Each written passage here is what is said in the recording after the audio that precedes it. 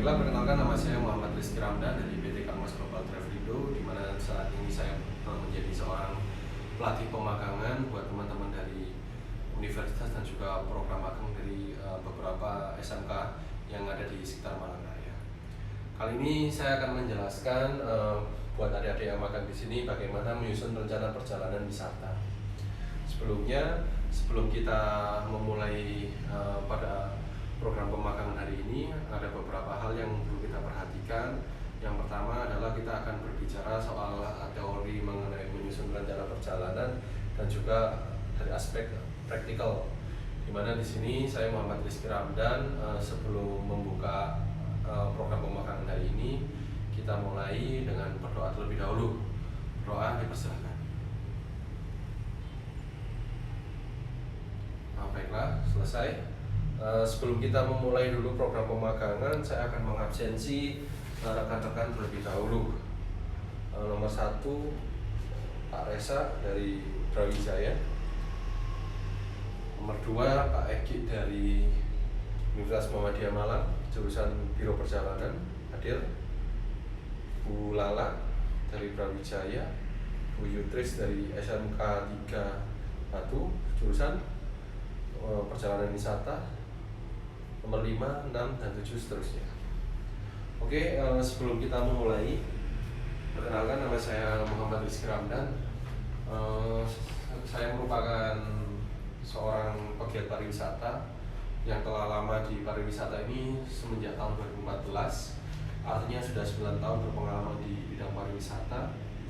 Dan saya merupakan kandidat doktor dari Universitas Brawijaya, di mana disertasi saya membahas mengenai fungsi marketing di bidang pariwisata, dan tentunya saya memiliki pengalaman yang cukup banyak di bidang pariwisata, dimulai dari Duta Wisata Kota Batu, Direktur Operasional PT Danusa 2018 hingga saat ini kita berada di Kangmas Global Travelindo dan juga PT Saudagar Muda Nusantara. Pada pertemuan pertama kita akan mengenali destinasi wisata. Yang perlu Anda pahami sebelum kita membuat program tour, tentunya kita harus mengenali destinasi wisata yang akan kita tuju. Ya, biasanya kita akan membuat paket tour ke Bromo. Tentunya ketika kita berbicara mengenai Bromo, maka teman-teman harus memahami aksesibilitas dan destinasi, peraturan atau etika yang harus diidentifikasi berdasarkan prosedur. Aksesibilitas untuk ke Bromo paling tidak terdapat 3 jalur utama. Jalur utama yang sekarang lagi ramai adalah jalur Poncokusumo, yaitu di Malang.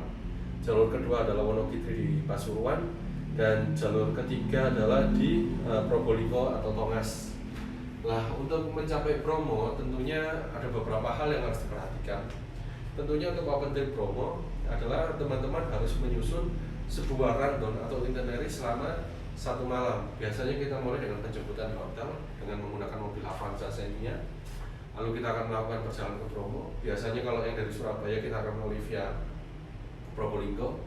Dan ketika kita dari jemputan Malang, kita akan menggunakan mobil Avanza dan juga Xenia yang tentunya melalui jalur Poncokusumo maupun Wonogiri yang ada di Pasuruan. Kami melihat pada kebutuhan, karena ke Bromo juga saya rasa jeep-jeepnya terbatas, sehingga kita harus melihat jeep yang tersedia di berbagai paguyuban jeep yang ada di Wonogiri maupun Poncokusumo yang sering habis. Nah, aksesibilitas menuju destinasi wisata seperti halnya Poncokusumo, kita ketahui bahwasanya jalur Poncokusumo ini merupakan jalur yang paling nyaman. Karena kenapa?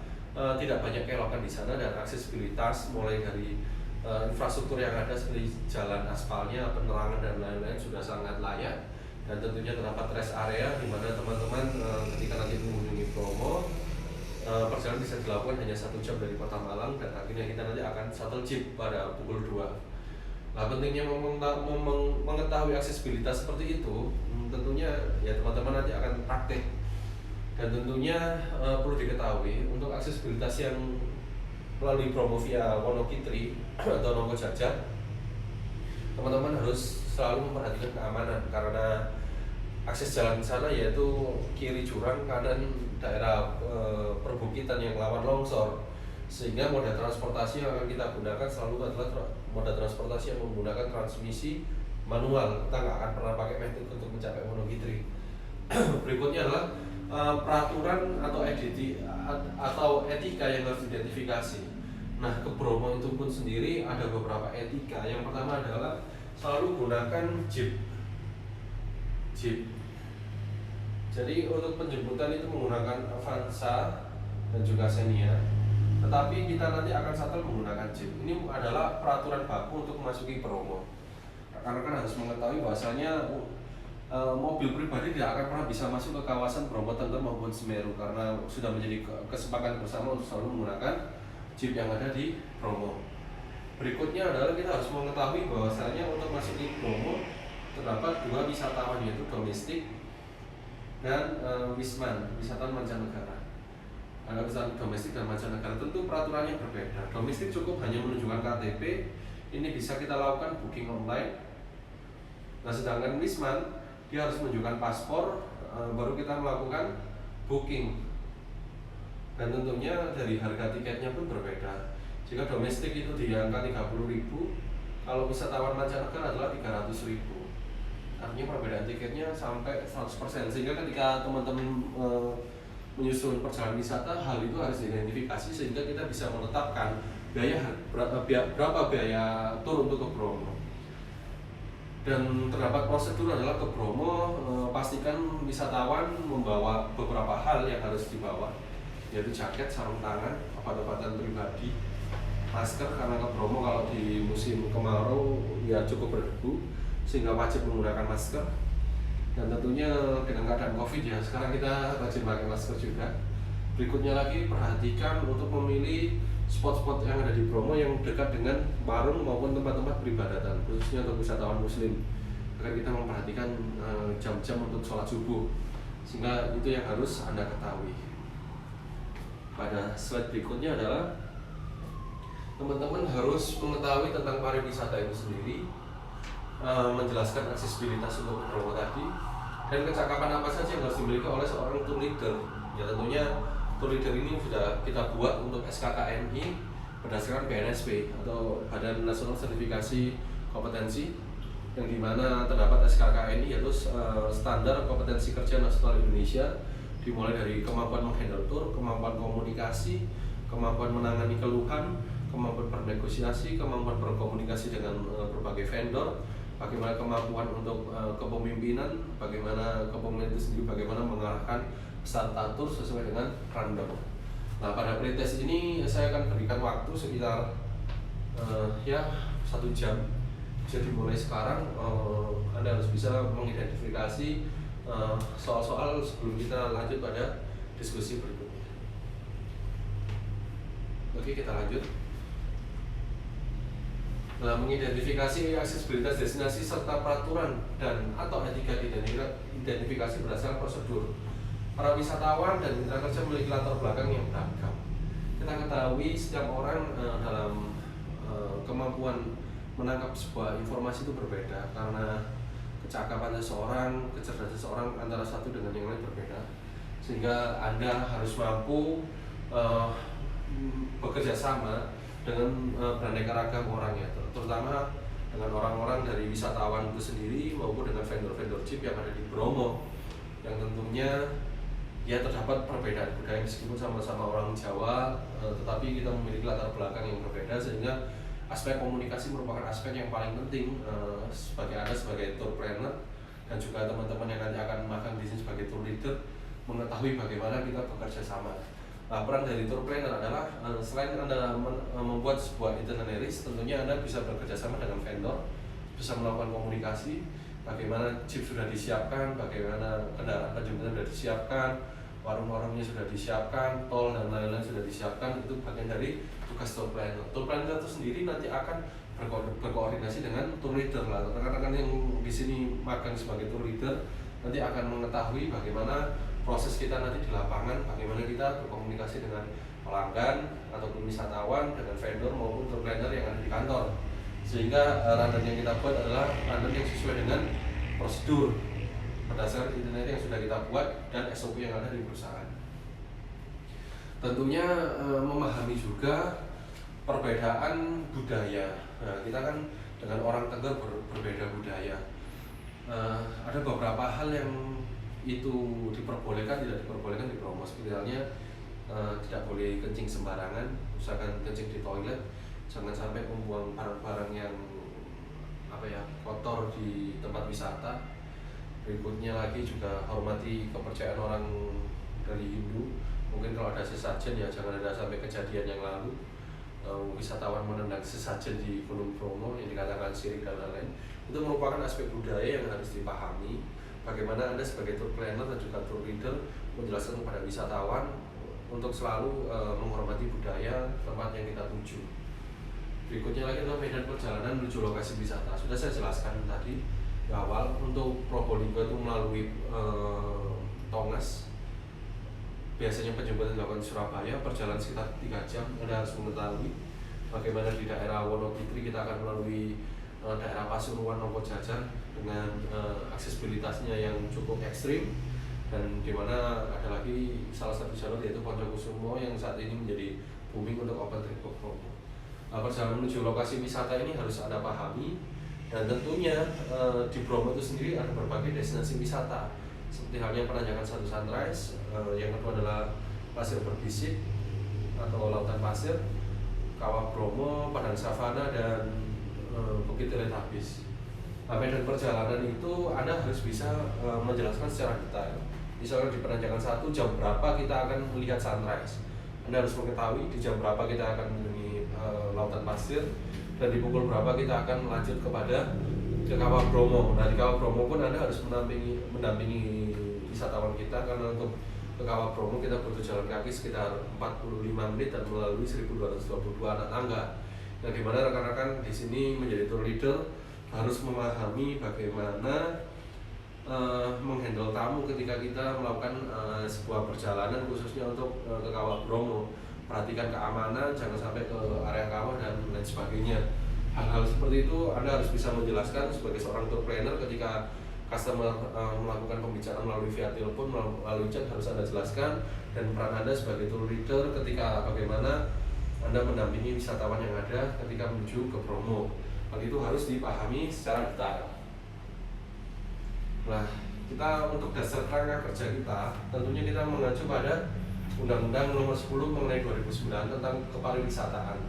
Yang dimaksud pariwisata adalah berbagai macam kegiatan wisata dan didukung berbagai fasilitas serta layanan yang disediakan oleh masyarakat, pengusaha, pemerintah, dan pemerintah daerah.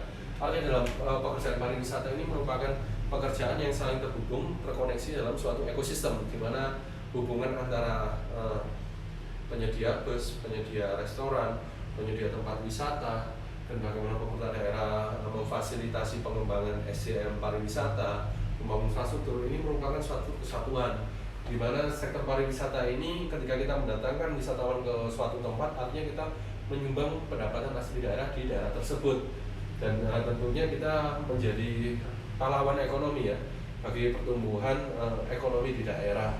Sehingga rekan-rekan pekerjaan pariwisata ini merupakan pekerjaan bergengsi, meskipun Anda sebagai tour leader maupun tour planner, karena kita turut mengembangkan ekonomi di daerah. Yang harus kita ketahui juga adalah aksesibilitas destinasi pariwisata. Akan saya jelaskan lagi.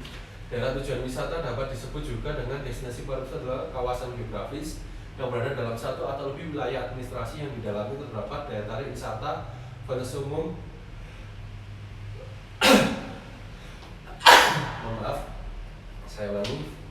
terdapat daya tarik wisata, fasilitas umum, fasilitas pariwisata, aksesibilitas, serta masyarakat yang saling terkait dan melengkapi.